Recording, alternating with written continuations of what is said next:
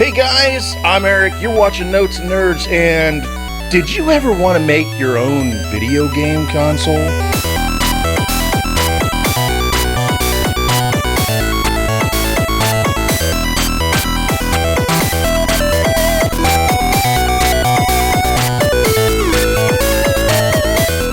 As a kid, I always wanted to make my own perfect video game console. The game system that played them all. Well, back then it was really difficult, and it's still difficult today, don't get me wrong. Building your own console in the sense of like an Xbox or a PS3 or a PS4 or Xbox 360 or even a Switch is not feasible. In the sense that these are all specialized devices with specialized operating systems that play games specific to the console. And there's millions, hundreds of millions of dollars involved with not only production of a prototype, but the actual consoles that are released to the market, along with getting the licensing for the games, etc., etc. Where we're going is delving into more of a gray area of emulation, which is pretty much where everybody's going these days with classic gaming. And that's what we're going to do, is make a perfect homemade classic retro gaming console. Now, before we get started, I do want to point out, yes, there are pre-built devices out there, like you could get a Nexus player or an Android TV device that has emulators that are already built in. You could get a Hyperkin device. You could get a Retron device. You could get pretty much anything you want that's already preset. But is it going to be special? Is it going to do everything you want it to do, plus a few extra things here and there? Well, that's where we're coming in, and we're going to help you do today. So let's go ahead and get started now. What you're looking at right now is pretty much just your basic PC.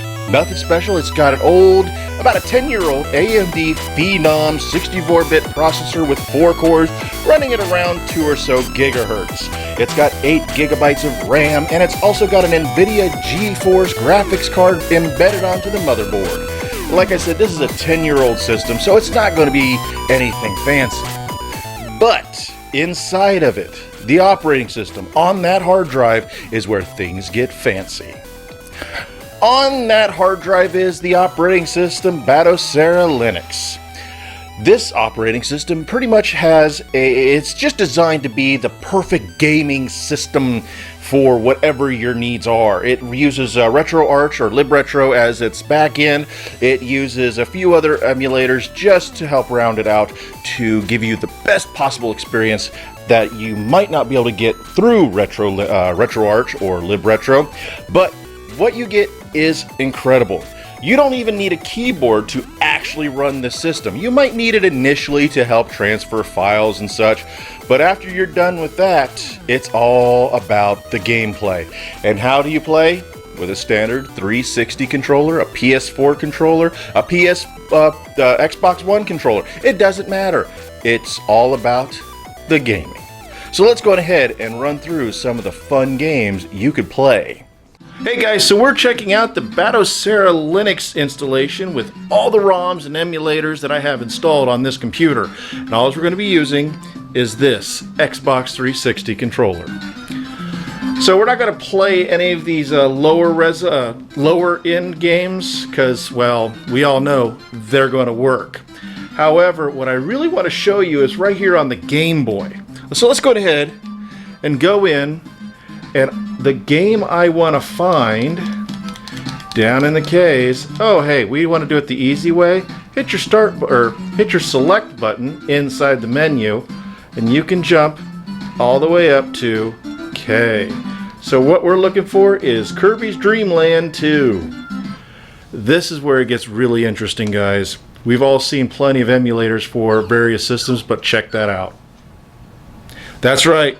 It is the full Super Game Boy border. That is awesome. And the game has all the right colors and everything. Let's go ahead and back out of here. Some systems that you're probably wondering, hey, I would really love to be able to play. Well, I know what game systems you're thinking about. Let's go to the N64 and check this out. Let's go on ahead, hit our select button. Let's go all the way to the S's. Now, I will tell you right now, Star Fox, or not Star Fox, but Star Wars, Rogue Squadron, and Battle for Naboo do not work. Only because there are a lot of issues involved with those games already. So, you can forget that.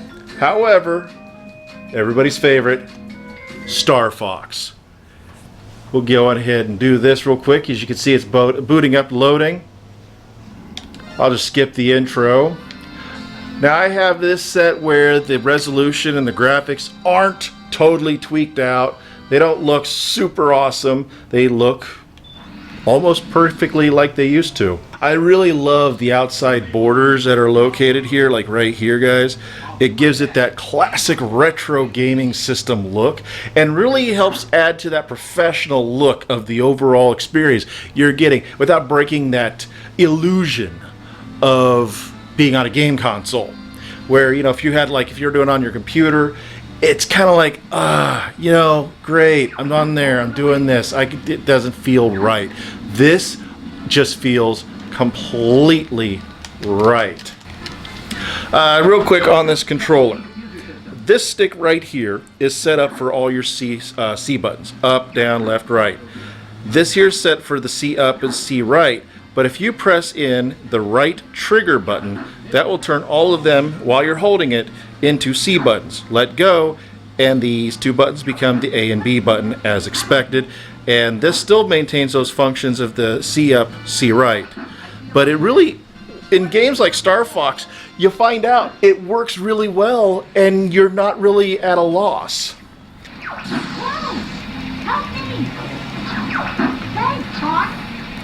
Alright, let's go ahead, and you can see how smooth that is. The graphics sound great. Control is smooth.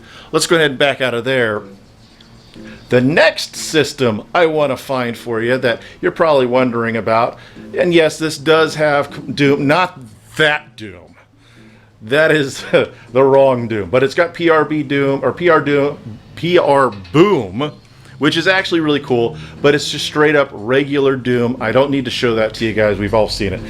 Sega Saturn works on here, but I do need to tinker with it a little bit more. It isn't perfect, far from it. However, let's check out some PlayStation. I'm gonna jump over here and let's go to the M's. And let's go ahead and load up Metal Gear Solid.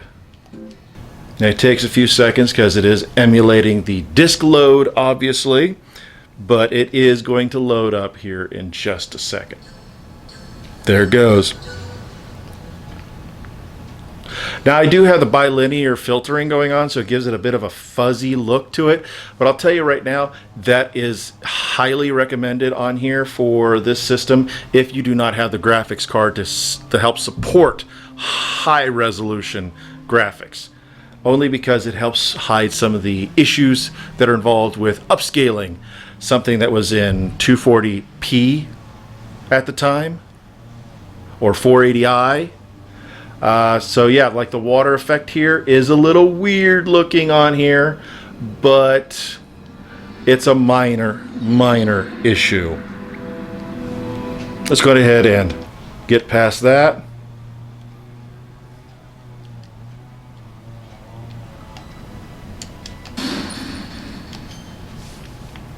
Go into easy just so we can get in it real fast and go ahead and do a little play. So here the water effect isn't so bad. The emulator on here is PCSX Rearmed that I'm using for this one, only because it has the most basic setup, whereas the Beetle PSX is a little bit more of a unrefined, I guess. It requires a little too much, so you're not. It causes a lot of slowdown, a lot of skipping.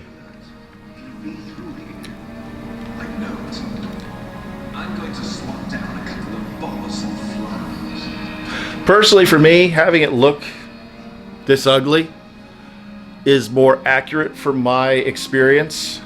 I remember playing this way back in the day. So let's go ahead and skip ahead here.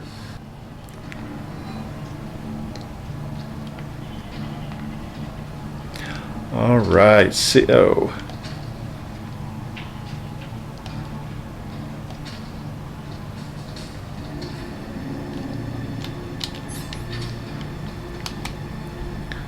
like I said, guys, look at that. That is exactly how I remember it. Uh-oh.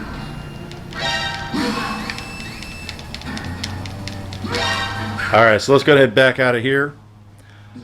So yes, you've seen this handle a couple of the big ones. And of course, all the rest of these handle just well, including 3DO. And what's great is some of these game systems actually have this setup. You're going to use Scraper to get a lot of the extra footage, like this here video playing off the side, or stuff like that. Not all of them work, unfortunately. Alright guys, so this is Batocera Linux. Alright guys, so that was Batocera Linux installed on an old PC of mine, an AMD Phenom 64-bit processor with 4 cores, a little over 2 gigahertz processing power, 8 gigs of RAM, 650 gigabytes hard drive space. It's just amazing what you can do with all this technology. I mean, there is tons of games. I got over 8,000 ROMs, almost 8,000, over 8,000 games to play right here, right there, right now, on a whim. All with a 360 controller. If I want to use other controllers, that's not a problem. I have adapters that change all of my old style controllers, including some great joysticks, into PC compatible, capable controllers. Or you could go on Amazon and just buy your perfect controller there. Doesn't matter, it's there. So guys, if you want to learn how to make your own Batocera Linux box like this, not a problem. I'm not going to teach you. Nah.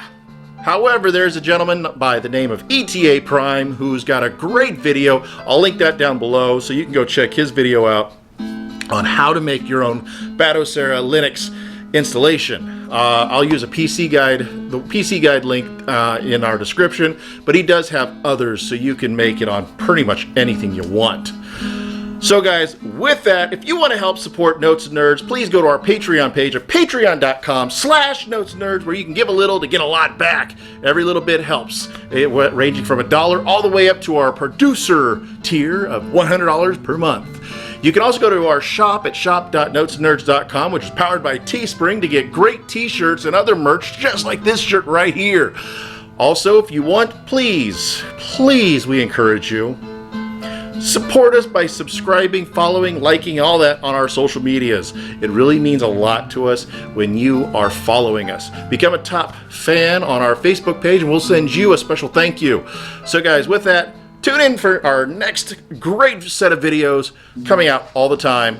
I know they're a little random, but hey, who wants something steady and perfect in life? Little random's good. Later, guys.